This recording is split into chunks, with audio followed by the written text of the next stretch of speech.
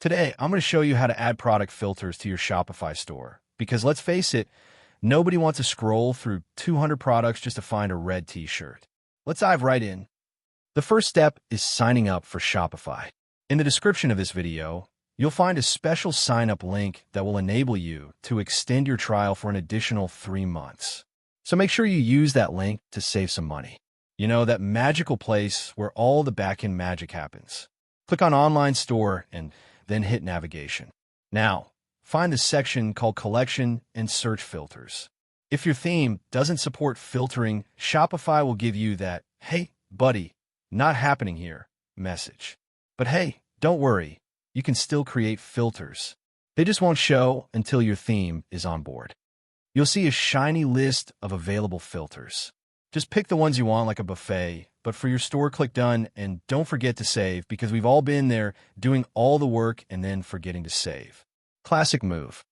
Now, when your customers are browsing, they can just hit that filter product type drop down, boom. They'll only see what they're looking for. It's like giving your customers shopping superpowers.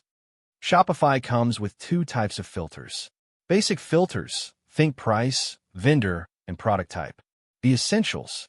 Advanced filters. Get spicy with filters based on product variants like size, color, or even how likely this product is to make you do a happy dance.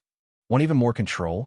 Use the Shopify Search and Discovery app to create custom filters.